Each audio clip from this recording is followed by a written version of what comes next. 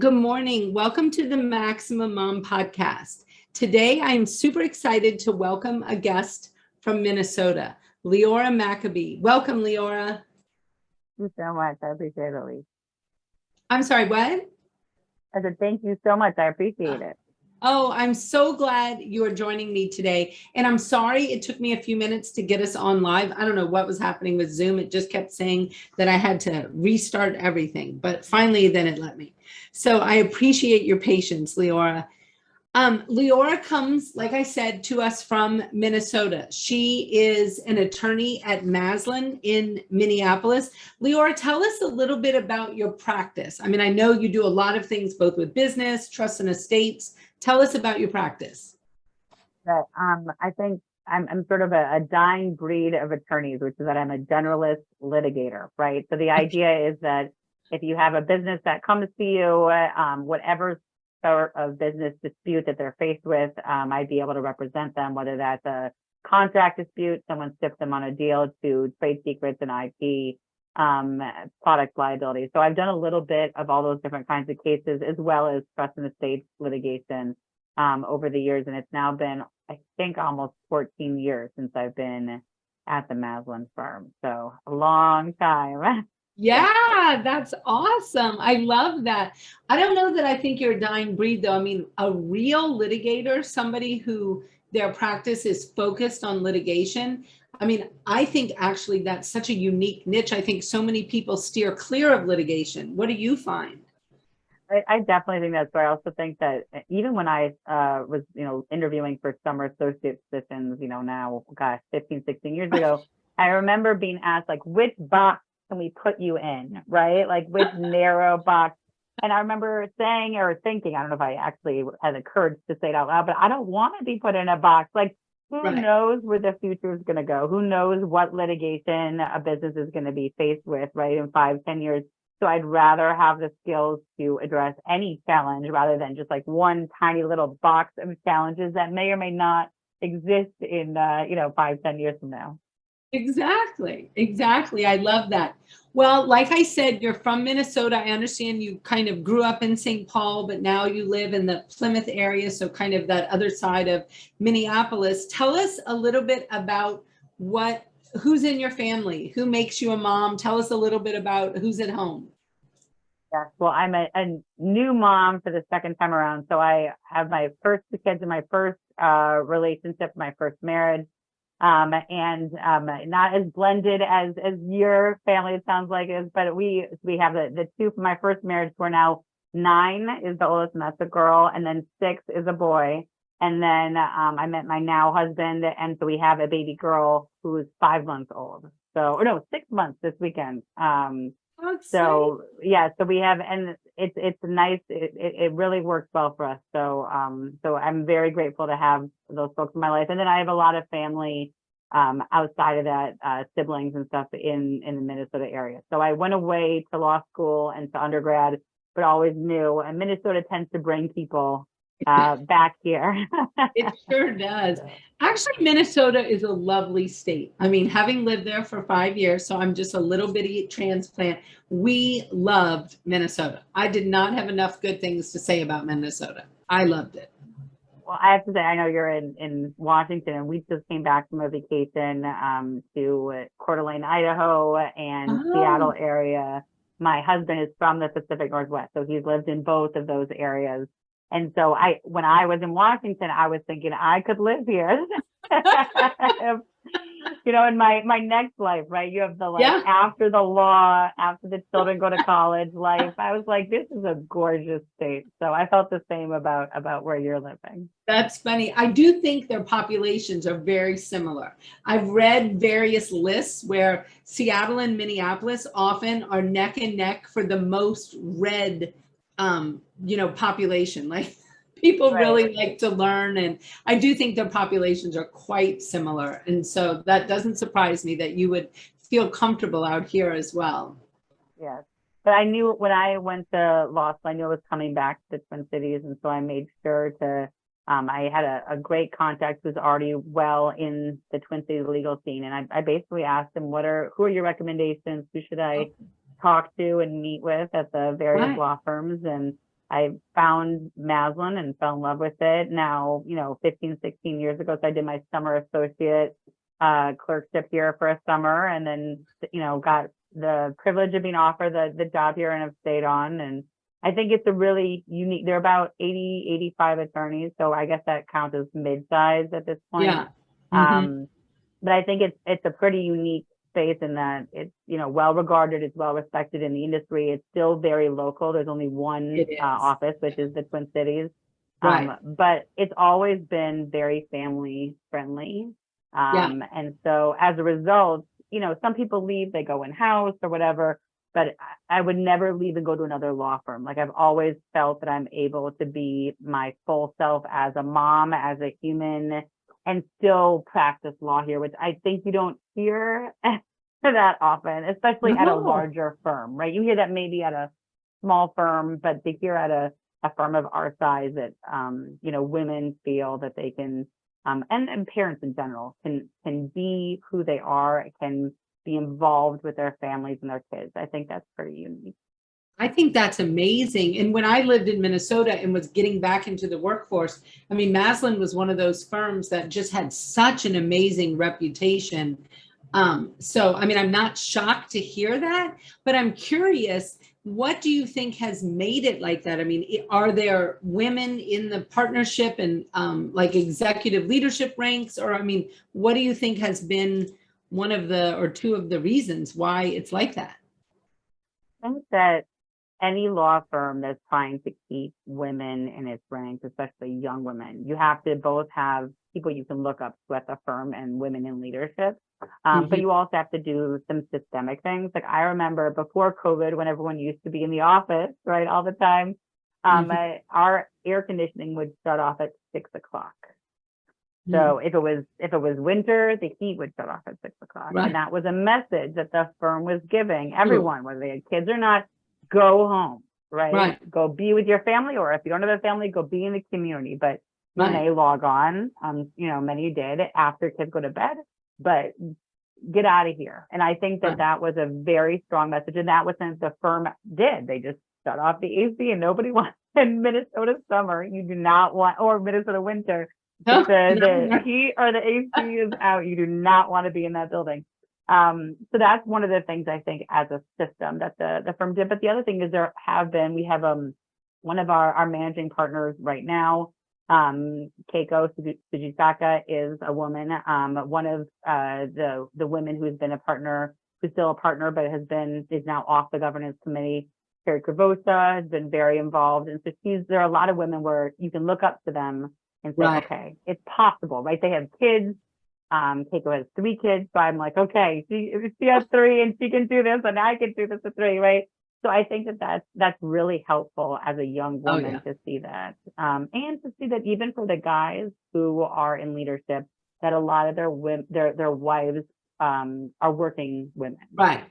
Because I feel like you can have male lawyers who are mentors, but if their wives are stay-at-home moms, they might have different expectations in terms of, I worked at the office all night and all weekend. So I think finding a firm where a lot of the attorneys have both working spouses or spouses who have some sort of, significant commitments where the attorney has to step up and do a lot of the parenting. I think that helps to make a place feel like it can be a home for a working mom and a working parent. I love that. Yeah, I think you're exactly right. I think you really hit the nail on the head. I mean, when you have male attorneys whose wives also work, they have a very different life than a male attorney whose wife stays at home. I mean, it's just, let's just face it. If we all had a stay-at-home wife, our lives would look very different. Right. And it's just, that's kind of the thing I think that I have as an attorney. You go to conferences and you listen to things, and I've listened to more male attorneys, I mean, who run, just huge firms, $100 million personal injury firms. And they're talking about, how plugged in they are to their families and to this and that. And I'm like, you might want to mention that your wife of 40 years has been at home this whole time. Like, there's a very big difference between what you have to do to quote unquote be plugged in. I mean, plugged in might just mean you're showing up at dinners, enjoying the company of your family, but you're not managing the household. Right. And I think it's, the more and more I've seen women who are successful attorneys, like, I consider myself in that category, working their way up the chain, either at a firm or in-house, and their husbands are stay-at-home husbands, or they are freelance, whether it's my husband's a freelance artist or they're freelance musicians, because someone's career has got to give a little bit. But I think the thing that, I don't know if you've seen this, but when a woman has a husband who's not working full time, right? So they're either in a freelance role or a stay-at-home husband. So what I've seen is the woman, myself included, still wants to be involved, right? I'm not going to drop into parenting. My daughter actually has her first COVID vaccine tomorrow, and I'm so excited. Yeah, and I will be there. I will be there because I want to be there for that. It's like a celebratory moment, but it's also a very painful doctor's visit. So even though I'm working full time, I want to be there. And I feel like that is the challenge I think that law firms and any legal environments have, is how can you be there so that you're supporting your employees to be able to be dialed in and involved, and they need to be involved, but also give them that grace to say, okay, I need to take off some time here and do this, and I need to be there for my family. So. Absolutely. Have you, and I don't remember, have you had the opportunity to read Fair Play by Eve Rodsky? I haven't yet, but I've heard it mentioned. It's on my reading list. It is truly life altering. Like, I cannot encourage you enough to read it. I mean, it will completely restructure how you think about taking care of the home. I mean, and just in the simplest form, the idea of putting a system in place to do all the home stuff. We all have systems in our law firms, running a case, we have case management, we have systems, we understand the import of systems, but most of us don't operate from a system standpoint in our home. It's more of a, fly by the seat of our pants. We're going to nag our spouse, or they're going to nag us. Like, it's a, have you done this? Have you done that? And having those conversations. But Fair Play really puts a system in place. I think you and your husband would find it fascinating to be able to read and enjoy together, and just understand how that system can simplify things, especially now with this third child. I mean, right. you're going back to, infancy again, and you had already gotten into that, elementary school. And so there's a lot, I would think, that you all would find super interesting about Fair Play. That's great. No, I definitely have to. I know that's one of the challenges, finding time to read and enjoy. But I do. There's certain books, and that one keeps coming up, so I have to make that a priority. Yeah, I mean, it's so interesting. You talk about finding time. I mean, tell us a little bit about, I have to bring up the pumping thing, because I have no idea how many people know about it. Before we got on, we were discussing pumping. You tell us the story. Well, yeah. So we were discussing pumping because I just bought the Willow Go, and they are not paying me. I would be a spokesperson, I swear, for that company. But they just released this product, I think, only 2 months ago, and it's really, they'd had a prior one that was more expensive, but now it's a little bit more affordable. But it's a pumping device that literally fits in your bra and has no tubes.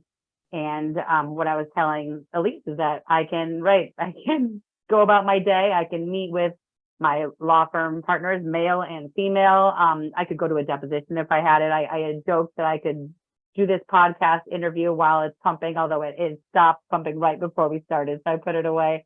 But it's in terms of time saving, there is no question that there are certain tools that we have to bring into our lives to save time. And I think every working parent figures out what those are. And I'm still figuring them out on a daily basis. But there's no question, this is a stress reliever and it's a time saver. And it has little quirks that everyone has to, any new device, right? You get an iPhone, you have to figure it out. But I think it's really been a revolutionary for me as a working parent. And if I don't have a mediation schedule, but it's one of those things where if I had a mediation, I could literally pump all day and nobody would have any idea that I was pumping. It's amazing how technology has gotten us here. So it is. I mean, I'm still just blown away by this. Of course, I'm gonna have to go look up this thing now, really go, and then I'm gonna have to just like support them. I mean, in huge ways. right. I mean, this literally could change so many mom lawyers in particular. I mean, their lives where, I mean, we all have been, you know, hooked to that cord and that bag, and, you know, we couldn't go anywhere. I mean, and it surely wasn't convenient. I mean, with the pump apparatus and the whole bottle, you know, I don't know if that's what you use. Right. I mean, it was definitely not fitting in your bra. I mean, it barely fit in anything. I mean, you know, you were lucky if you could just put on something over it, you know, so you didn't have to just sit around with all this apparatus. I mean, oh my gosh. And I think one of the things that we do, I think probably maybe all working parents, but I definitely think it's working moms, that we prioritize everybody but ourselves. Yeah. So you're like, oh, I'm going to get this thing for my kid. I'm going to get them that new, they need lessons. They need music lessons because it's going to better them, right? They need new clothes, but we won't buy ourselves clothes. So this was something where I bought it for me. I bought it to make my life easier. I already had a normal pump, right, and that was fine, right? If it was just about cost savings, my normal pump was fine. But this came out, and I was like, this is something for me to make my life easier. And we have to do that sometimes, and there's no question it has. So just the thought of being able to pump while you're doing dishes or while you're reading and doing homework with the other kids. Right. Do you know, where it's not this, I mean, that just seems super helpful to me, because I mean, I just remember thinking, I mean, I remember all the machinations I went through to get things that I could do while I was pumping. You know, like I would prepare this whole little like coffee table of things that I needed to do every time I pumped. So, because I really had a hard time just sitting there pumping. And, you know, it just was, you felt like you just were coming to a halt every time, you know, and depending on your child and how many kids are nursing and all that kind of stuff, like it can be pretty, I mean, like you're pumping a lot. I mean, right. Exactly. Well, and that's the thing, especially, I mean, with the formula storage, and I'm very grateful. My daughter now takes formula. At first she didn't, but now she takes formula. So we do both formula and breast milk. But especially with the shortage, it's like anything you can do if you're a woman who is able to breastfeed and wants to breastfeed to do better at pumping and feeding your kid. It's like, God bless you to be able to do that. I do remember like pumping in a bathroom at a holiday party. Oh, yeah. And I don't remember a lot of those weird moments, but I'm sure I blocked them out. Right. But I remember, you know, everyone's dancing and partying and enjoying it. And I'm like in this super tiny bathroom stall at an event. And nothing that, you know, pumps the milk that your kid eats should be in a bathroom, right? I mean, that should not be a space where you're hanging out. It should be so normalized that you're out and about, you know, clean the parts of the pump in the kitchen, right? It should not be like that you have to hide in a bathroom. But that's how we have to do it, right? It's not sanitary. Like that was always when mine were little, and even when I would have to bring the child into the bathroom to pump. I mean, I can't even begin to tell you how many bathrooms I sat in toilets, nursing my children, you know, on the toilet.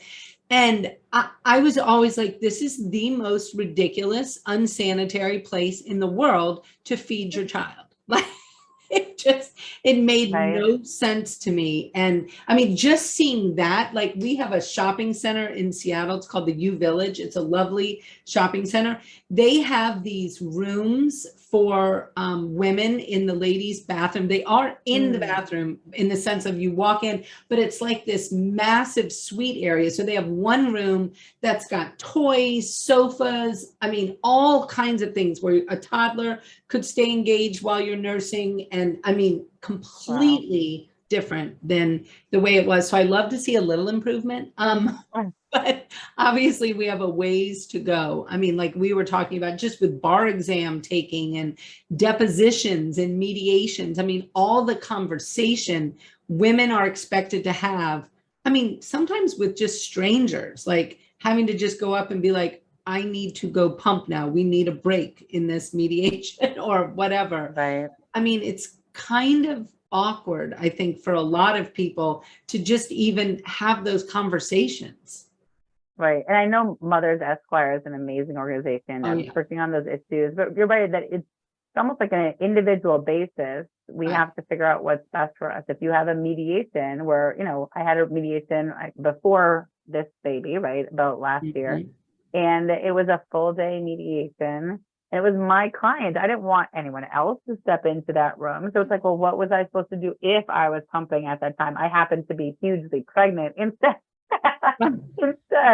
But it's like, what is a woman supposed to do in that situation? So this is one tool, these new pumps are one tool to help us. But I do think part of it also is having those difficult conversation and normalizing these issues, Yes. right? Normalizing that a woman, as you said, who is pregnant is going to have to pee a lot, and it's going to be, you're going to have to take more breaks as a result, or going to be pumping, but normalizing those conversations. I don't think even the sweetest, most compassionate guys don't always even know. Like my brother-in-law, I was telling him about his pump, and he goes, "Oh, do you do that once a day at the office?" And I was like, "No, if you're trying to pump for your kid, you're pumping 2 to 3 times a day." And he's a very sweet, nice guy. It's not like this is like the old boys network who is not engaged. He's engaged. It's just he doesn't know. We have to be vocal about the issues that we deal with as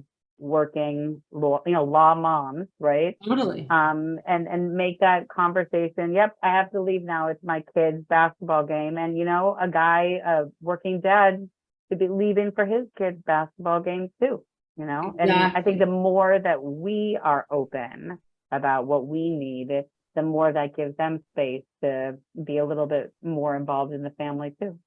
Oh, I think you're exactly right. And I do think a lot of us, we struggle with some of that negative self-talk and the worry about what's going to happen. But I think you just nailed it when you say, we have to be more vulnerable, and we have to normalize the stuff we do. Women do feed babies. Like, many women choose to nurse, and that's just biology, and they are feeding their child and sustaining life. And like, that just shouldn't be something we're nervous to talk about, And I think you're just dead on that so many people, they just don't necessarily know. Until somebody really gets to witness it, a lot of times, I don't think they'd have reason to know. And so having those conversations and talking about it, and, making it be something that's not taboo, that's not embarrassing, and it's just the deal, and there's just certain biology, the fact that I had to go to the bathroom so much and had the bar exam lady with me watching me go to the bathroom. I was like, I can't help this. Like, this is, any pregnant. doctor is going to tell you, like, you have to go to the bathroom a lot when you're 8 months pregnant, because everything sits on your bladder. Like, it just doesn't work otherwise. And so, yeah, but I think you're right. The more and more we can all normalize this, the better. And I think that is probably our biggest work now, is normalizing it, and just having those conversations, being able to do it in a matter-of-fact way, but also be able to answer questions. If people have questions and they don't understand, not being embarrassed or angry that somebody's asking questions, Right. just. No, I think that's key, because I do think, and especially for sort of younger women who are entering this profession or a few years into the profession, I think it's so important for them to see those of us who have been practicing for a while being open and honest, because it's much harder when you're a first or a second year associate to say what it is that you need. And it's much easier when you've been around the block and you just demand it. Right. You say, this is what I'm going to do. So we were talking in terms of, sort of saying what you need. I mentioned to you before we joined that, I decided I wanted to work part-time out of a co-op office space.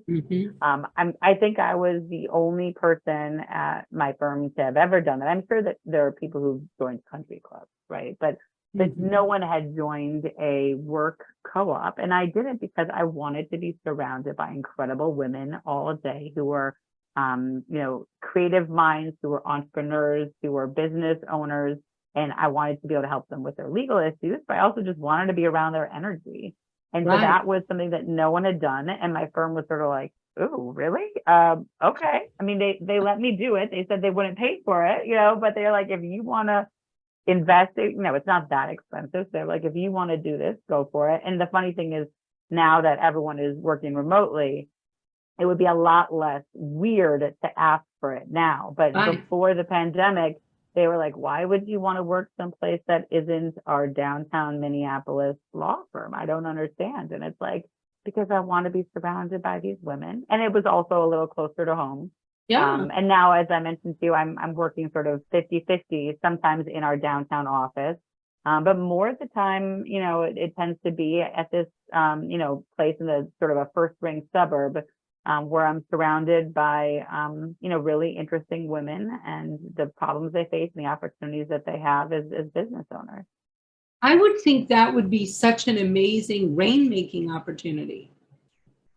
I think so. And I think that's one of the things that, as I've now been a partner for 3 years, but even when I was an associate, I was always very interested in how can I build my practice as a litigator, but also how can I grow our firm and strengthen our firm, and what does that look like? And especially, I'm most interested in how can I build up the incredible women who I work with at our firm. So as much as possible, I'm referring business to women attorneys. We have an amazing employment law attorneys, sort of business contracts attorneys, women and attorneys of color, because I feel like we haven't been the beneficiaries of the old white boys network.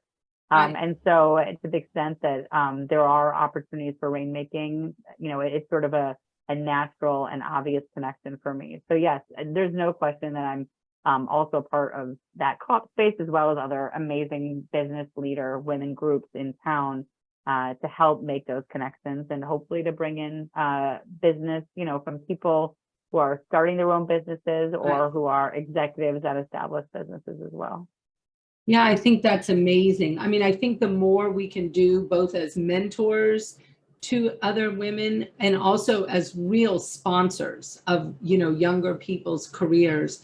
I mean, does your firm, do you all have like a program in place to mentor younger attorneys, or is it more of each person kind of handles it, how fits their personality best?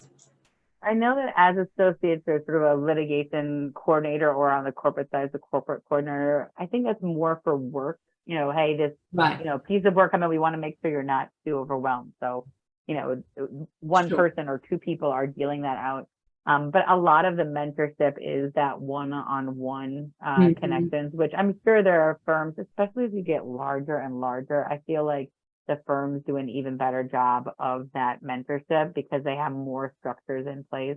One of the little things that we started doing, which, I think anyone can take with them, is encouraging partners to develop those relationships, the mentorship relationships with associates. They just said, if you take an associate out, we'll pay for it. Not for you. You pay for yourself, but we'll pay for the associate's meal ticket or their drink ticket or their coffee. And I think that's a little sign from the firm saying we support this and we'll help you sort of develop that relationship. So. Oh, I think that's really important, because I do think that, really getting outside that office space and caring personally about each other is what is going to develop that mentoring relationship that's going to be, withstanding, and it's going to really be beneficial to both parties. I find mentoring younger attorneys, even younger attorneys outside my firm, like just out in the community, I get as much, if not more, out of it than they do probably. I find it very rewarding, and I learned so many things from younger attorneys. Well, and I think that internally, and especially, for, younger women attorneys who are listening to this, I feel that internal networking is beneficial to develop mentorship opportunities, but it's also good to get client work, right? If someone on the, business side of your firm knows that you do litigation and they have a dispute that's bubbling up, they'll know that they can reach out to you. And similarly, I, take great pride in saying, hey, my client's dealing with this contract issue. Will you help them write this contract? Will you help them develop this policy manual? And I Right. think, making those connections, the more that you get to know each other as people, and develop those relationships, I think that comes naturally. Absolutely. I just think it's an amazing opportunity. Well, that brings me to, like, when I think of somebody like you who's been in a firm like this for years and really has grown up with this firm, I mean, what would you say has been some of the real leadership takeaways that you've gotten, either just on your own, maybe you're developing your own leadership kind of outside, or is your firm really supporting you in your leadership development?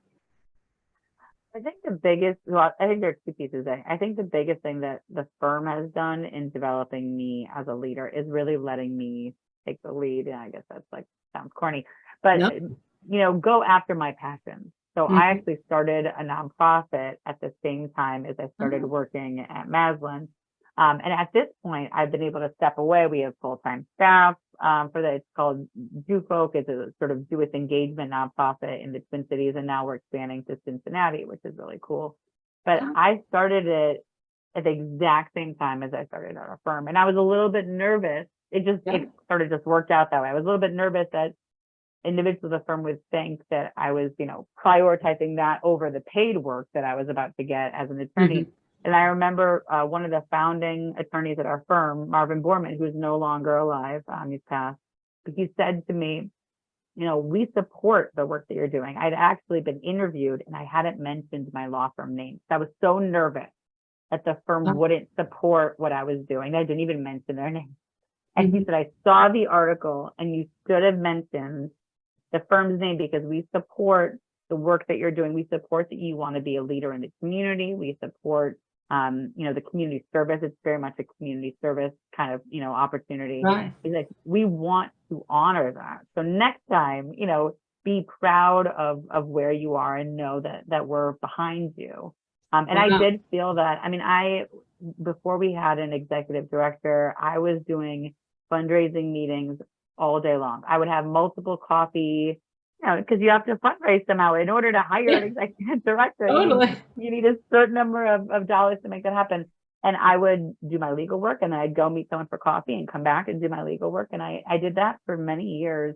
And the Um, firm was very supportive of me doing that. So I think that's one of the biggest things a firm can do is almost trust the attorneys, right? Trust Right. that you're going to have a family, you're going to be involved in the community. And if they work with you through all the ups and downs of your life, you're going to stay. And Exactly. that definitely is what happened in my case. And I feel sometimes, companies or law firms get nervous if you're spending time on other things and sort of discourage you from doing it. And then an attorney leaves because they want to do those things. And I didn't want to run a nonprofit for my full-time Right. job. I just wanted to be very involved in it for a period of time. And the firm honored me in doing that. And I think that was really key to my leadership development and also to the development of this organization that's now sort of on its own with its staff. And I can sort of focus back now on Right. my legal work. Whereas for several years, I had a lot of focus there and the firm sort of let me do that and trusted me in that process. That's amazing. Well, one thing I think would be really interesting, because, most of the people in the Maximum Lawyer group own their own firms, and they're, like, generally the CEO of their offices. And one of the things that, I mean, we see all the time in comments and at masterminds and at Max LawCon and just constantly, has to do with accountability. And, how do people hold their team accountable? So somebody like you, who has been an associate at this, mid-sized firm and has grown up, from a very young lawyer to now a partner, what does accountability look like in a firm like yours? Like, how do you all hold people accountable? And what does it look like from, a partner's perspective? Well, I think it's different too as an associate and as a partner, because as an Yeah. associate, you have an hours requirement, right? A certain number of hours that you have to get in any given year. And that's how you show that you're being productive, right? That's how you show Mhm. that you're making, that you're paying back the law firm in essence, right? For what Right. they're paying for your salary. I think as you get to be a partner, which I think is more applicable to, the individuals that you mentioned, the primary listeners, a lot of it is, are you prioritizing growing this business, right? Because we can easily spin our wheels just doing a little bit of legal work here and there. But I think what needs to sort of the goalpost really needs to be, am I growing my business? Right. And that can be something, whether you are a solo firm or a medium-sized firm, you have that challenge. I do think it is a challenge to sort of figure out what are the niches that I do really well in, and who are the people who I love to talk to, right? I think that's the other piece of it, is that you're going to do best if in the spaces that you're happiest in, right? So I've learned that I love marketing and networking on LinkedIn, because I love writing, and I love marketing, networking with other women business owners and women in-house counsel, because I love those conversations, and those relationships are going to lead to business, maybe in 10 years, maybe in a month.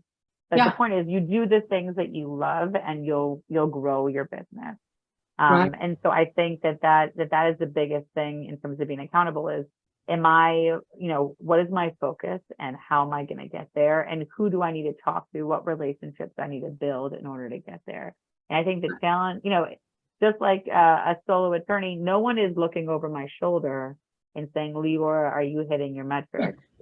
Even though I'm at a firm with, I don't know, it's 40 or 50 other partners, we each have our own silos of the work that we're bringing in, and we work together, which is sort of a unique opportunity. Is if there's someone who contacts me who is an attorney in another state, and they need our assistance with the Minnesota lawsuit, I can help them. But if they need our assistance with a Minnesota contract drafting, I'll find one of my partners to do it for them. So I am unique, and I love that opportunity of partnership. But it's still, the buck stops with me in terms of my business growth, just like it does, I think, for all the attorneys who are listening to this podcast and working with you, is we have to be prioritizing what works for us, because no one can define that for you. Yeah, I think you're exactly right. And I think one of the struggles that we see a lot is how does an employer, so a CEO of a small law firm, or even a really small law firm, like maybe they just have one associate or a paralegal, how do they hold their team accountable for those production hours? I see so many people going back and forth about, well, they didn't meet their hours, but there was this reason. So I don't know if that counts or doesn't count.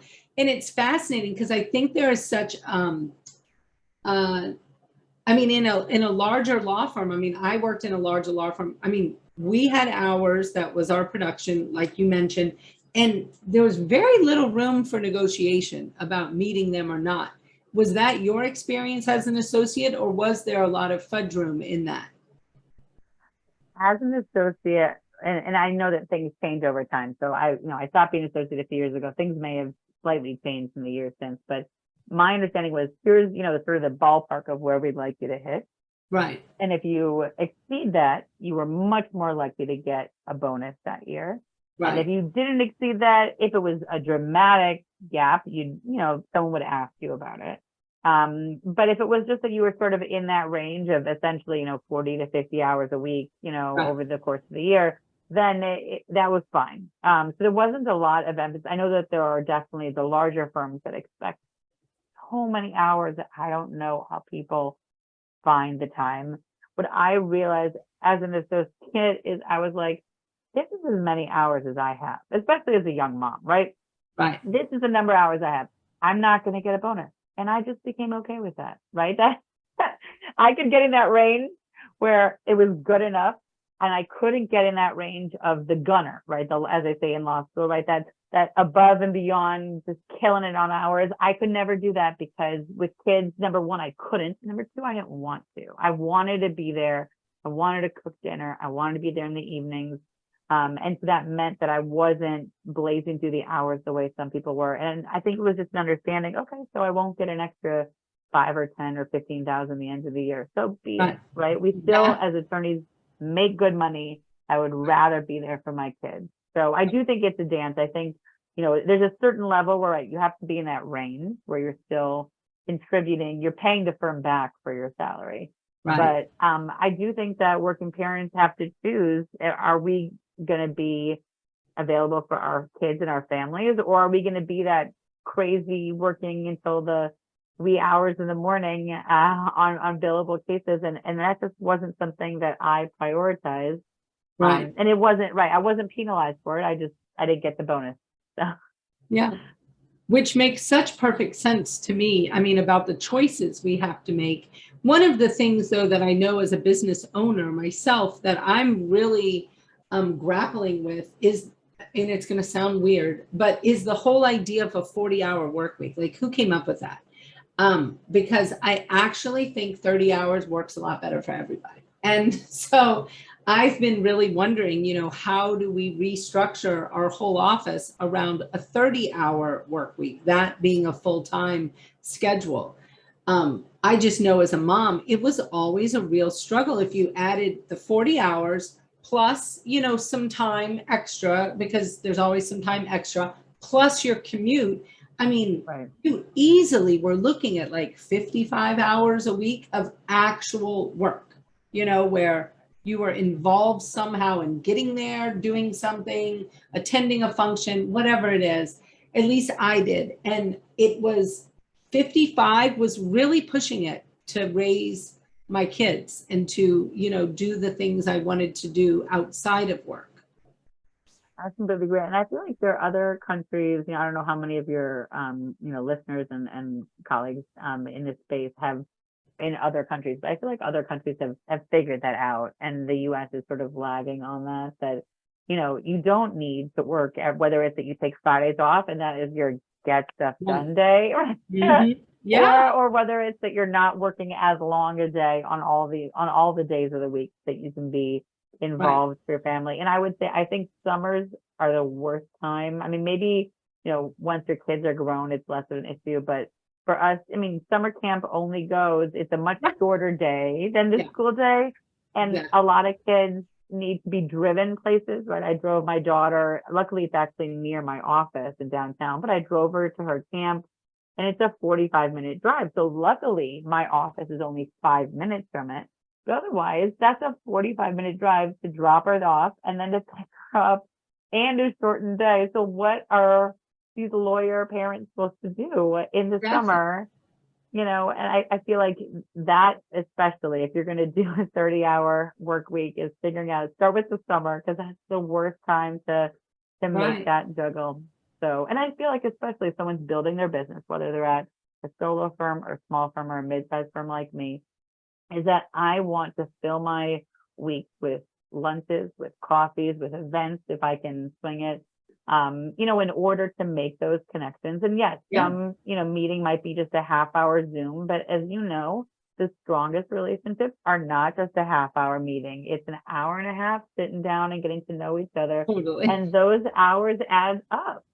So if you're really developing relationships in your practice, then that's right. Those are hours that, are going to take away from that 40-hour work week, if that's all you have. Oh, yeah, it is. It is a real, I feel like it's a game of Tetris all the time, like trying to fit everything in, make it work, do the balance. Because I really tend to think balance is just a misnomer when we talk about work-life balance. I like to think of it as life-work integration. We just have to have harmony in what we're doing. And some weeks look better than other weeks, like some weeks I feel like I was super successful in getting it all done and it looked all good. And then other weeks it was a shit show and I got nothing done well, and I do think we have to give ourselves grace too, right? Yeah, is that, this morning we all started our morning out with a big fight. By the time that I got my daughter, maybe 5 minutes into our drive, we were all okay. And it's okay to have screaming matches sometimes. And then it's okay to try to fix that before everyone starts their day. And all of those things can exist, right? In the same day. And that's okay, right? So true. It is so true. Well, and also I think some grace around everything doesn't have to be a Hallmark moment or a Hallmark experience. And maybe it's generational, but I feel like there were many things that I was like, okay, well, we're going to do this. And no, I'm not going to cook that, or, you're going to make this, or you're going to do this. And it didn't have to be this whole event. And I feel like moms have this really intense amount of pressure on them now. And obviously, I'm sure there's different reasons, but I really think social media has not helped this, where almost everything is supposed to be like an Instagram moment. And I'm like, that is just not reasonable at all. And I think that's a huge point. Yeah. yeah, and it's a struggle. And I think the more grace we can have for what we're doing as parents, and just remembering the actual point of parenting, is to raise these like independent, self-thinking people with initiative, kindness, they're good citizens. Like, Right. they don't have to be, like Martha Stewart, and they don't have to, be able to have 19 amazing skills that, they're going to go get a scholarship on. I just feel like it's kind of gone haywire. Right. I do think and I think it's important for our kids, both boys and girls, to see, here's a juggle. Like this morning, my daughter was like, can I have pancakes this morning? And I did promise her pancakes yesterday, which was dumb. I should not have promised it for this morning because it was a work and it's not possible. And I told her, I can't do it. I should not have promised you. That was my mistake. And on weekday mornings, it's a cereal morning, right? It's just grab the stuff out of the box, pour it yourself. Yeah. Maybe you're lucky, I can make you bacon on the side, but like that's pretty much as we can do. And just being honest with our kids. And I wasn't honest because I told her I'd make her pancakes, and I have fixed that. So that was the fight, right? Well, now you could have pancakes for dinner tonight. Have you thought about that? I was like, maybe one time this week we can have breakfast or dinner, and you can have the pancakes. 100%. I'd be whipping up my pancakes tonight for dinner. Just absolutely. Like, right. What can you do? I mean, it's just, yeah, it's a lot of juggle. Well, actually, I cannot tell you, Leora, how much I appreciate talking to you. I feel like I could talk to you for hours. I thank you for coming on and talking to me today, and just sharing your insights with the Maximum Mom community, because I do think we all are just in this thing we do, as moms, lawyers, some of us entrepreneurs. I mean, and it is a lot to juggle. And so I appreciate your time, and I can't wait to hear about your pancakes for dinner some night. Yeah, right. Exactly. Yeah. Well, thank you so much for having me. I really appreciate it. This was definitely fun. Absolutely. And thanks again for letting us know about the Willow Go. It was Willow Go, right? Yes. Yeah. Okay. I saw they're not paying me. I'm not a sponsored, it's not a sponsored post, but it's just a trick. One extra trick in our toolbox, right? That's absolutely. I mean, I'm all for those tools. That's what we need more of. Well, I hope you enjoy the rest of your day and your week this week. Thank you so much. I appreciate it. Thank you. Bye-bye.